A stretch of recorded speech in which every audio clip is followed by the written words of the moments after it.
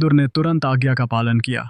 ध्रुव ने शत्रुघ्न को घूरते हुए कहा, अगर तू अपने बेटे को जिंदा देखना चाहता है तो मेरे पीछे मत आना।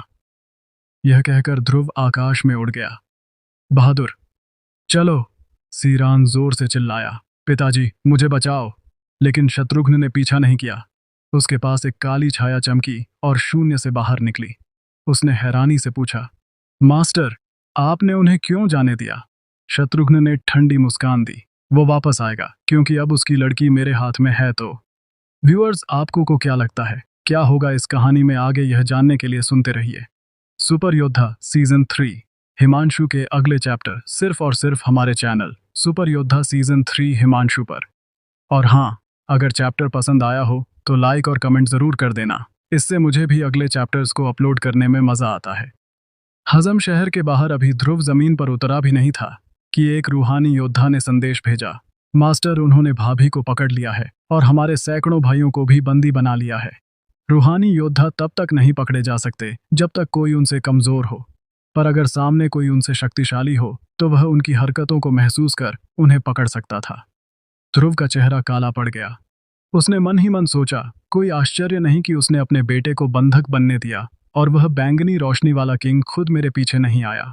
बहादुर, जो वीरन मीनराज और अरहत को उठाए हुए था, नीचे उतरा। ध्रुव की आंखों में खूनी इच्छा देख उसने पूछा, मास्टर क्या हुआ? ध्रुव ने जवाब दिया, इनाया को पकड़ लिया गया है। सीरान तुरंत बोला, ध्रुव, अगर तू मुझे छोड़ दे तो मैं इनाया को रिहा कर दूंगा, एक के बदले एक, यह सौदा ठीक है? ध्रुव, इनाया इतनी खूबसूरत है, तू उसे खोना नहीं चाहेगा, है ना? वो ध्रुव को उकसाने की कोशिश कर रहा था, लेकिन ध्रुव ने उसकी बातों पर कोई ध्यान नहीं दिया। सीरान ने फिर कहा, ध्रुव, मेरी जान बहुत कीमती है, मुझे यकीन है कि मेरे पिताजी इनाया के बदले मुझे जरूर छुड़ाएंगे।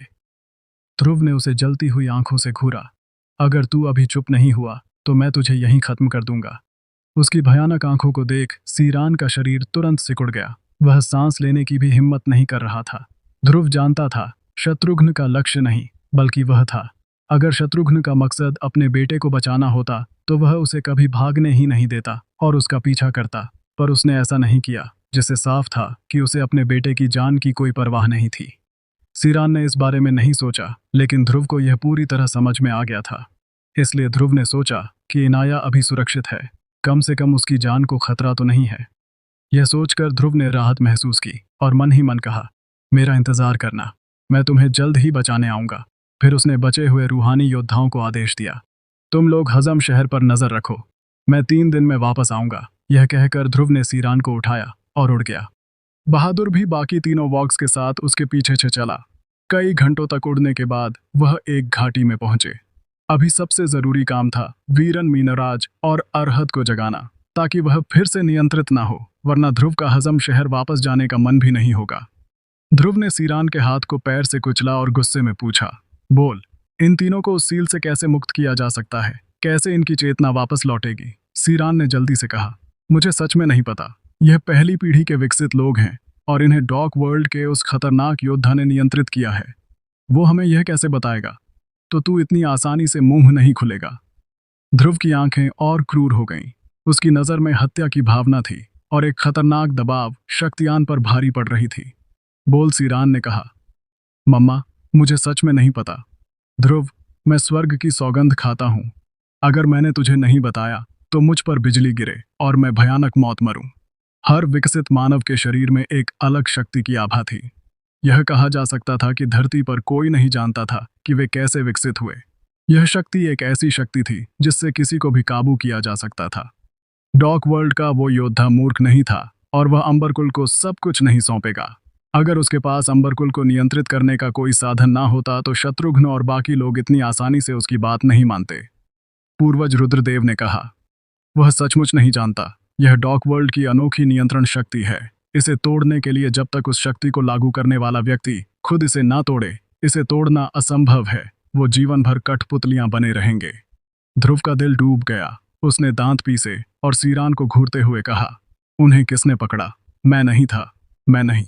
मैं कभी दक्षिण तरंग महाद्वीप नहीं गया। मुझे कुछ नहीं पता। सीरान इतना डर गया था कि वो फिर से कांपने लगा। ध्रुव की आभा बहुत दबाव डाल रही थी। फिर सीरान पीछे हटता हुआ बोला, ध्रुव, तेरी लड़की अभी भी मेरे पिताजी के हाथ में है। अगर तू समझदार है तो मुझे छोड़ दे, वरना मुझे धमकी दे रहा है। ध्रुव के होठों पर एक ठंडी मुस्कान उभरी। सीरान ने कहा, मैं बस सौदा कर रहा हूँ। तेरी लड़की मेरे पिताजी के हाथ में है। अगर तू चाहता है कि वो जिए तो तुझे मुझे जिंदा रखना होगा। अगर मैं मर गया तो वह भी मर जाएगी। ध्रुव धीरे धीरे आगे बढ़ा और बोला, ओ तो तू मेरे साथ सौदा करना चाहता है। लेकिन अचानक ध्रुव एक कदम में सीधे ईरान के सामने आ गया। एक हाथ से उसके मुंह को बाज के पंजे की तरह जकड़ा और क्रूर आवाज में बोला, तेरी इतनी औकात नहीं है कि मुझसे सौदेबाजी कर सके। ध्रुव की आंखों से खूनी इंटेंट निकल रहा था। हाँ, तूने मेरी लड़की को छुआ, यह हिसाब अभी बाकी है। उसने उसके चेहरे पर इतना दबाव डाला कि उसकी उंगलियां की खाल में घुस गईं और खून रिसने लगा। तूने मेरे भाइयों के साथ खिलवाड़ किया, यह हिसाब भी बाकी है। ध्रुव के दिल में गुस्सा विकराल रूप ले चुका था। और तू अभी भी मुझसे सौदेबाजी करना चाहता है। गुस्से में ध्रुव ने अपनी उंगलियों से इतना जोर लगाया कि एकाएक रान का सिर फट गया। सीरान चीख भी नहीं सका और मारा गया। तभी सिस्टम की आवाज गूंजी, बधाई हो ध्रुव, तुमने अंबरकुल के यंग मास्टर सीरान को मारा है। तुम्हें 15 लाख एक्सपी पॉइंट्स, 26,000 अमर ऊर्जा पॉइंट्स और 10 अमर मूल्य मिले हैं। बधाई हो ध्रुव। कुछ चीजें मिली, पर उनमें से कोई भी ध्रुव की नजर में नहीं आई। वह सभी पूर्वज रुद्रदेव ने अवशोषित कर ली। पहली और दूसरी पीढ़ी के विकसित लोगों से मिली। यह चीजें पूर्वज रुद्रदेव के लिए आत्मा पिल जैसी थीं। यह उनकी आत्मिक शक्ति को तेजी से बढ़ाती थी। ध्रुव ने जमीन पर पड़ी सीरान की लाश को देखा और ठंडी आवाज में कहा, तूने अपनी कीमत कुछ ज्यादा ही समझ ली। तेरे बाप की नजर में तू बस एक कचरा है। बहादुर ने पूछा, स्टर, अब आगे क्या करें? भाभी को पकड़ लिया गया है, हमें वापस जाकर उसे बचाना चाहिए। बहादुर का चेहरा गंभीर था, अभी भी उसके दिल में उत्साह था। ध्रुव के साथ होने पर भले ही आसमान टूट जाए, उसे कोई डर नहीं था। ध्रुव ने कहा, जल्दबाजी की कोई जरूरत नहीं, वो अभी खतरे में नहीं है। अभी सबसे जरूरी है इन तीनों को जगाना। फिर उसका ध्यान बहादुर की पीठ पर ताबूत पर गया। उसे नीचे उतारो। बहादुर चौंक गया। उसने दुखी चेहरा बनाया और बोला, मास्टर, क्या तुम्हें अब मेरे ताबूत उठाने की जरूरत नहीं है? क्या तुम मुझे नहीं चाहते? वो हमेशा से इस विशाल ताबूत को ढोता आया था और हमेशा ऐसे ही ढोते रहना चाहता था। पिछले कुछ सालों में वह इसकी आदत डाल चुका था, और यहाँ तक कि जब डॉक वर्ल्ड के उस योद्धा ने उसे अपने नियंत्रण में करके ताबूत हटाने को कहा, तब भी उसने ऐसा नहीं किया। यह चैतन्य विश्वास उसकी हड्डियों में बसा था। इसी वजह से बहादुर की मूर्खतापूर्ण प्रकृति ने सबसे पहले उसकी सील चेतना को तोड़ा। उसकी दुनिया का एकमात्र केंद्र बिंदु ध्रुव था। ध्रुव भावुक हो गया और बोला, मूर्ख। बहादुर ने कहा, मास्टर, मुझे बस इसे ढोने दो, मैं इससे बिल्कुल नहीं थकता। ही वो मूर्खतापूर्वक हंसा। ध्रुव से एक बार बिछड़ने के बाद वह वाकई फिर से बिछड़ना नहीं चाहता था। कुछ देर बाद जब बहादुर ने अमृति स्वॉर्ड वाला ताबूत नीचे रख दिया, तो ध्रुव ने वो ताबूत बाहर निकाला जो उसने पश्चिमी मरुभूमि में मकरकुल से लिया था। उस ताबूत को देखते ही बहादुर को जैसे बिजली का झटका लगा। वो पूरी तरह स्तब्ध रह गया। उसकी नजरें ताबूत पर टिकी थीं और उसका शरीर हल्के से कांपने लगा। ताबूत भी हल्के से कांप रहा था। उसने अपने असली मालिक को, ड्रैगन गॉड के सच्चे उत्तराधिकारी को पा लिया था। ध्रुव ने कहा, जाओ उसे पास जाकर देखो। बहादुर ने आज्ञा का पालन किया। फिर वह ताबूत के पास गया और बुदबुदाया, मुझे लगता है जैसे इसमें मेरा कोई हिस्सा दफन है। मास्टर, ऐसा क्यों है? यह एहसास बहुत परिचित है। यह शक्ति इतनी जानी पहचानी है। बहादुर की आवाज में उत्साह था। अगर डॉक वर्ल्ड के विकसन ने उसे और शक्तिशाली बनाया और उसके शरीर की शक्ति को उत्तेजित किया, तो अब उसके शरीर की हर कोशिका नाच रही थी। उसके खून का हर कतरा उबल रहा था। बहादुर ने ताबूत को धीरे से छुआ। ताबूत की सतह पर मौजूद रहस्यमय चिन्ह जैसे जीवित हो उठे और वह उसके स्पर्श का आनंद ले रहे थे। वो धीरे धीरे हिल रहे थे। यह दृश्य अत्यंत विचित्र था। ध्रुव ने पहले कभी ऐसा कुछ नहीं देखा था। उसका दिल भी हैरानी से भरा था। उसने मन ही मन सोचा, 8 वॉर गॉड्स, हर एक अनोखा है।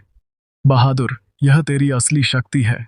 ध्रुव चुपचाप एक तरफ खड़ा रहा और बहादुर को नहीं रोका। उसने कोई आवाज नहीं की, बस बहादुर को शांतिपूर्वक देखता रहा। बहादुर जैसे सम्मोहित हो गया था। पूरी तरह ताबूत की ओर आकर्षित ताबूत के चिन्ह मुड़ने और घूमने लगे। हातातिम चुपचाप ताबूत से निकलने वाली शक्तियों को महसूस कर रहा था। उस पल उसे पहली बार एहसास हुआ कि उसके शरीर में बहने वाला खून ड्रैगन गॉड का खून था, जो एक अत्यंत शक्तिशाली अस्तित्व था। आधे घंटे बाद बहादुर ने अपने हाथों से हल्का सा जोर लगाकर ताबूत के ढक्कन को हटाने की कोशिश की। ताबूत खुल गया और एक खतरनाक शक्ति हवा में फैल गई। ताबूत में एक सुनहरे कवच में लिपटा शव तैर रहा था, जिसके शरीर से एक असाधारण शक्तिशाली आभा निकल रही थी। बहादुर ने उस शव की ओर देखा और शव ने भी उसे देखा। उसी पल बहादुर की चेतना में 10,000 बिजलियों की गड़गड़ाहट गूंजी। उसकी चेतना में उथल पुथल मच गई। उसका दिमाग एक शक्तिशाली शक्ति से धुल गया। एक बलशाली शक्ति आकाश की ओर उछली और फट पड़ी। एक रिंग बाहर निकली जिसने एक विशाल रोशनी चक्र बनाया और चारों ओर फैल गया। यह एक विश्व चमत्कार की तरह था जिसने हजारों मील तक सब कुछ रोशन कर दिया। 10 मिनट बाद बहादुर ताबूत में कूद पड़ा और ताबूत का ढक्कन तुरंत बंद हो गया। आसपास फैली सारी शक्ति पलक झपकते ही गायब हो गई और ताबूत के चिन्ह अपनी मूल स्थिति में लौट आए। सब कुछ सामान्य हो गया, जैसे कुछ हुआ ही ना हो। ध्रुव का दिल सिकुड़ गया। वो ताबूत की ओर दौड़ा और चिंतित स्वर में पूछा, पूर्वज, यह क्या हो रहा है? रुद्रदेव ने सिर हिलाया और बोला, मुझे भी नहीं पता। अब तुम सिर्फ उस मूर्ख पर भरोसा कर सकते हो। मैंने एक बार कहा था कि उस कीड़े के प्रभाव से उसकी बुद्धि प्रभावित होगी, लेकिन अब लगता है कि इसने उसकी मदद की है। उसका दिमाग साधारण शुद्ध और बिना किसी अशुद्ध के है। उसकी दुनिया सिर्फ तुम्हारे इर्द गिर्द घूमती है और बाहरी शक्तियां उसके शरीर में घुसपैठ नहीं कर सकती। 4 वॉर गॉड्स में वो अकेला जागा तो तुम समझ सकते हो, कोई भी इतनी आसानी से उसे काबू नहीं कर सकता। इस समय ध्रुव कुछ नहीं कर सकता था, वो सिर्फ बहादुर पर भरोसा कर सकता था। ध्रुव ताबूत के पास खड़ा रहा और चुपचाप इंतजार करने लगा। उसकी हथेलियां ठंडे पसीने से भरी थीं। जैसे जैसे समय बीतता गया वह और चिंतित होता गया। कई घंटे बीत गए लेकिन ताबूत में कोई हलचल नहीं हुई और फिर देखते ही देखते 5 घंटे भरे घंटे हो गए। ध्रुव अब और इंतजार नहीं कर सका। उसने कहा, मैं इस ताबूत को खोलने जा रहा हूँ। ड्रैगन गॉड, अगर तूने मेरे भाई को चोट पहुंचाई तो मैं तुझे इस दुनिया में जन्म लेने का पछतावा करा दूंगा। ध्रुव ने गुस्से में कहा। जैसे ही ध्रुव ताबूत खोलने वाला था, ताबूत पर एक चमक उभरी। प्राचीन चिन्ह हिलने लगे और फिर ताबूत खटखटाते हुए खुल गया। बहादुर बाहर निकला। उसका चेहरा लाल और उत्साहित था। उसने ध्रुव की ओर देखा और बोला, मास्टर, यह शक्ति बहुत जबरदस्त है। हाँ, अब मुझे पता चला कि मेरा की पूर्वज ड्रैगन गॉड था। वो सच में बहुत शक्तिशाली था। अपने विशाल हथौड़े से ब्रह्मांड को झकझोर सकता था। मुझे नहीं पता था कि मेरा पूर्वज इतना ताकतवर था। कमाल है, वह बेहद खुश था, जैसे एक छोटा बच्चा जिसे उसका पसंदीदा खिलौना मिल गया हो। अब ध्रुव के प्रति बहादुर की वफादारी और लगाव और ज्यादा बढ़ गया था। ध्रुव ने उसे देखा, गंभीरता से सुना और बहादुर के साथ हंसा। वो बहादुर के लिए दिल से खुश था। इसके अलावा ऐसा लग रहा था कि बहादुर की शक्ति में कोई बदलाव नहीं आया, लेकिन ऐसा नहीं था। पिछले 5 घंटों में उसने क्रैगन गॉड की वसीयत हासिल कर ली थी और वो क्रैगन गॉड की लाश को उसकी इच्छा के अनुसार बुला सकता था। जब वह बुलाया जाएगा तो वह एक ऐसी शक्ति होगी जो स्वर्ग और पृथ्वी को नष्ट कर सकती थी। ध्रुव को इसका इंतजार था। अंत में बहादुर का चेहरा गंभीर हो गया। उसने पूछा, मास्टर, मैं 2 ताबूत धो सकता हूँ। अपना अमृति स्वॉर्ड का ताबूत भी मुझे दे दो। लेकिन ध्रुव ने अमृति स्वॉर्ड के ताबूत को अपनी स्पेस रिंग में रख लिया और कहा, अब मेरे पास और भी अच्छे अस्त्र हैं, तो तुम इसकी फिक्र मत करो, बस अपने ताबूत को धोते रहो। फिर ध्रुव ने अन्य तीनों वॉर गॉड्स की ओर देखा जो अभी भी मृत लाशों जैसे थे। उसने बुदबुदाया, अब तुम्हारे शरीर के नियंत्रण को कैसे तोड़?